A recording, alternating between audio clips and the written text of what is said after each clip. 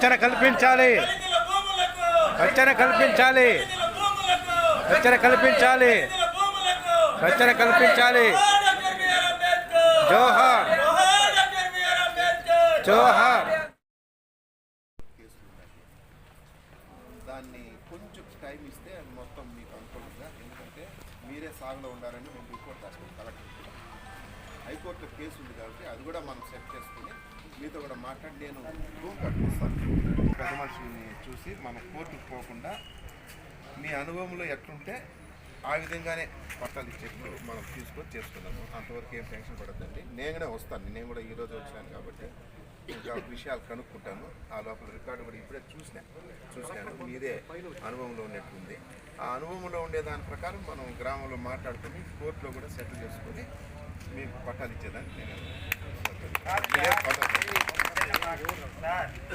స్వాతంత్రం వచ్చి 77 సంవత్సరాలు అవుతున్నప్పటికీ మా ఎస్సీలకి ఇంతవరకు ఏ ప్రభుత్వాలు వచ్చినా ఎస్సీలపైనే దౌర్జన్యాలు, ఎస్సీలపైనే కేసులు, ఎస్సీలు భూములను, ఎస్సీలు మహిళలను వేధిస్తున్నారు.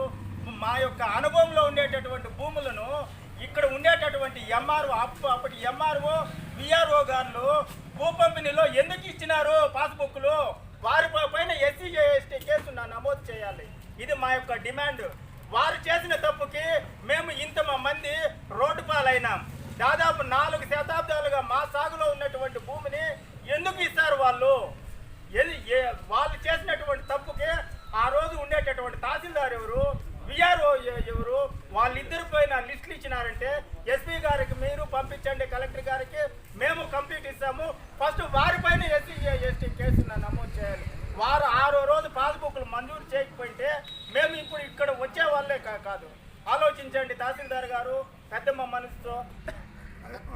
చెప్పండి సార్, ఈ ఇష్యూ రేజ్ చేయకుండా 3 ఇయర్నే ఉన్నారు సార్. 2021 నుంచి ఇస్తున్నారు సార్. ఇక్కడుండే ఎంఆర్ఓ కానీ విఆర్ఓ కానీ స్పందించి దళితులకు న్యాయం చేయాల్సిన అవసరం ఉందా లేదా సార్? వాళ్ళు అప్పుడుండే వాళ్ళు ఫీల్డ్ ఇన్స్పెక్షన్ చేయకుండా, ఫీల్డ్ లేకపోకుండా అక్కడ యాక్చువల్గా ఎవరు సాగులో ఉన్నారు, ఈ భూమి ఎవరిది అని విచారించకుండా మీరు రెవెన్యూ వాళ్ళు చేసిన తప్పుకి ఈరోజు ఒక దళిత కుటుంబం సార్ 3 ఏళ్ళ నుంచి సార్ కోర్టు చుట్టూ తిరుగుతాం సార్, ఎంఆర్ఓ ఆఫీస్ చుట్టూ తిరుగుతాం సార్, విఆర్ఓ దగ్గర కూడా తిరుగుతాం సార్, పోలీస్ స్టేషన్ చుట్టూ తిరుగుతాం సార్, కలెక్టర్ చుట్టూ తిరుగుతూ ఉన్నారు సార్. వాళ్ళు ఎంత ఆర్థికంగా చితికిపోయి ఉంటారో ఒక్కసారి ఆలోచించారు సార్.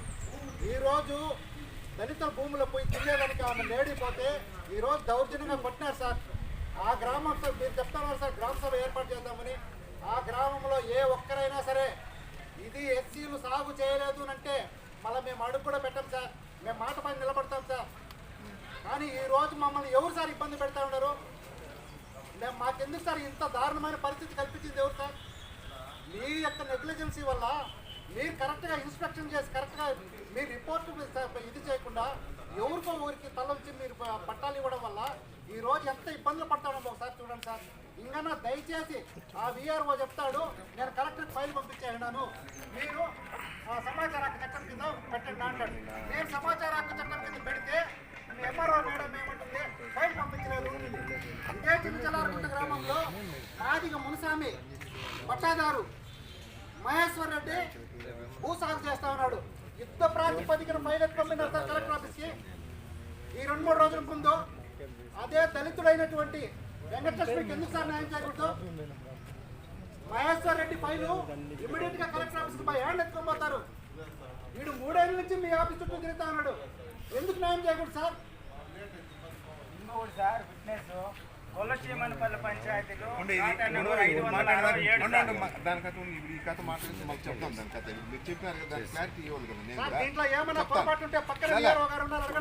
మీరు మాట్లాడినారు కదా, దీనికి నేను క్లారిటీ ఇస్తాను. మీకు కూడా ఒక అర్థం కానీ, ఎందుకంటే సరే ఇప్పుడు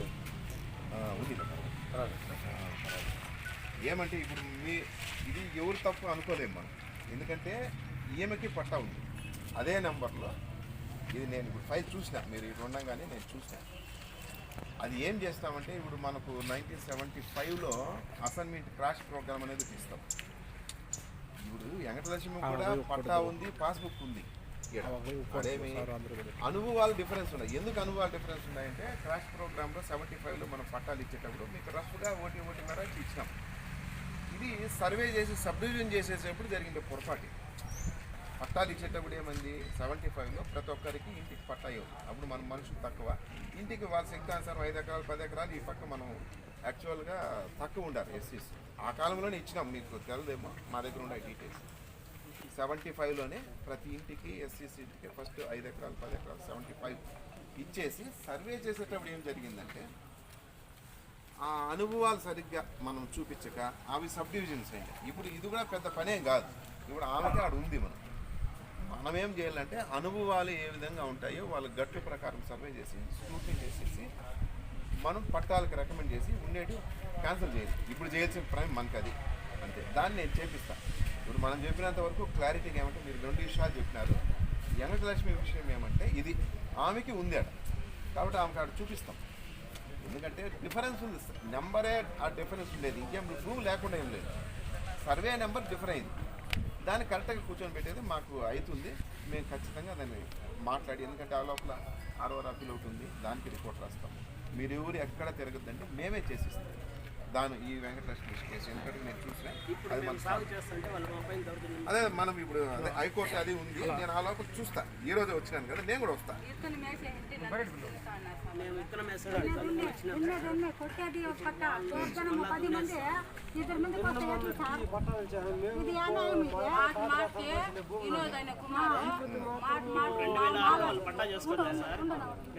పట్టా చేసుకొని ఇంతవరకు సాగలేక రాలేదు.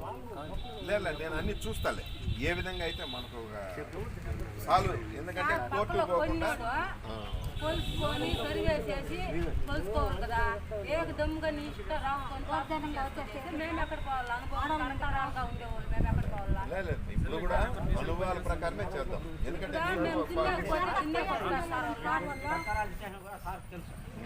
లేదు ఇప్పుడు సాగు మీదేనే మేము రాసినాం. ఎందుకంటే 2 ఎకరాల 5 సెంట్లు ఈ ఇల్లు ఎంత ఉంది, వాళ్ళది ఎంత ఉంది, ఆ గౌరమ్మది 26 సెంట్లు. ఆయన కోర్టు పోకముందునే మీరు ఫార్వర్డ్ అయిపోయినంటే ఆయన కోర్టు పని లేదు. చూస్తా అప్పుడే ఓళ్ళ పెట్టే ఉన్నీలే ఇప్పుడు హైకోర్టు వరకు పోయే పరిస్థితి లేదు. ఇప్పుడు జరిగిపోయింది, మనం ఇప్పుడు ఆలోచించి ఇంక జరిగేది చేద్దాం. కరెక్ట్గా ఇవి ఎక్కడికి పోకుండా దాన్ని సాల్వ్ చేద్దాం. పొజిషన్లో ఉండేదే మాకు స్టేట్ ఇస్తారా? అంతే అంతే, ఇప్పుడు దానికే కన్ఫర్మ్ చేయాలి కానీ మనం వేరుగా చేసేదానికి లేదు. అదే సార్ మనం ఎందుకంటే పొజిషన్లో ఉన్నాము అంతే.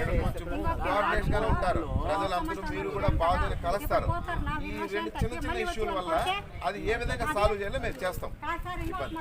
ఇప్పుడు వీళ్ళది అని చెప్తా ఉంటారు, పోతారు జనతకి. ఇప్పుడు మళ్ళీ వచ్చి వాళ్ళు రేపు కొడతారు. మన అదే జరిగింది సార్. లేదు కొంచెం మనం టైం తీసుకుందాము. టైం తీసుకున్న కొందరు ప్రాణాలు పోతే అప్పుడు అట్లా కాదు, ఇప్పుడు మనం వెంటనే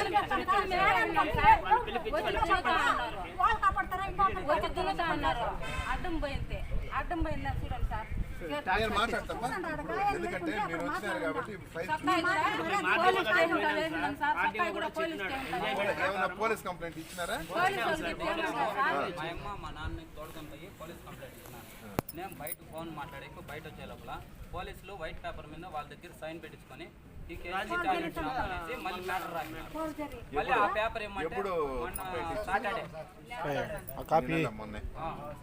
మళ్ళీ ఆ పేపర్ ఏమంటే మేము సైన్ ఖాళీ పేపర్ మీద సైన్ పెట్టినది ఇవ్వలేదు. కానిస్టేబుల్ రాసి చదివి వినిపించి ఒకవేళ వీళ్ళకి సమ్మతం అయితే సంతకం పెట్టుకోండి.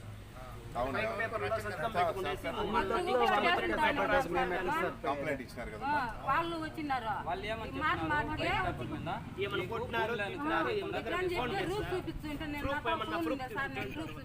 లేదు లేదు గ్రూప్ ఏమొద్దు, మనం ఎట్లా సాల్వ్ చేద్దాంలేమ్మా. ఇది కుమార్ మాట మాటకి సార్ ఈ నమ్మ మాల్పుకుల్లో నమ్మంట మాల్ నా కొడుకు ఈ నమ్మ అడుగుతాడు సార్ ఉన్నాడా? నేను చూసుకుంటాను. మీరు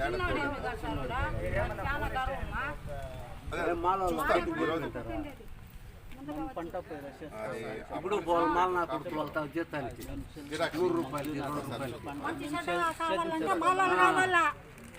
రూపాయలు పెండ్లి జరిగినాయి ఏమన్నా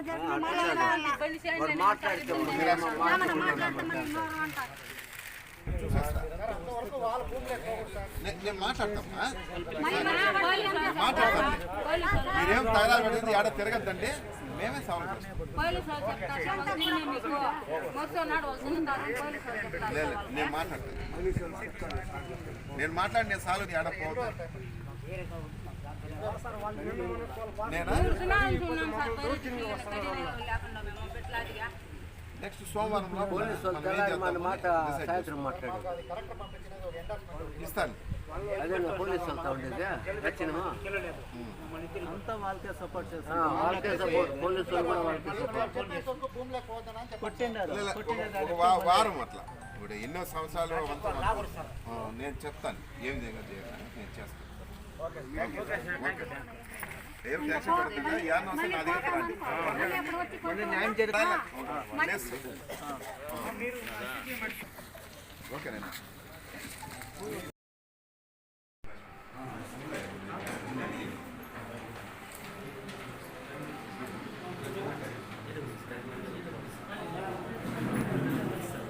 ఒకటి వచ్చా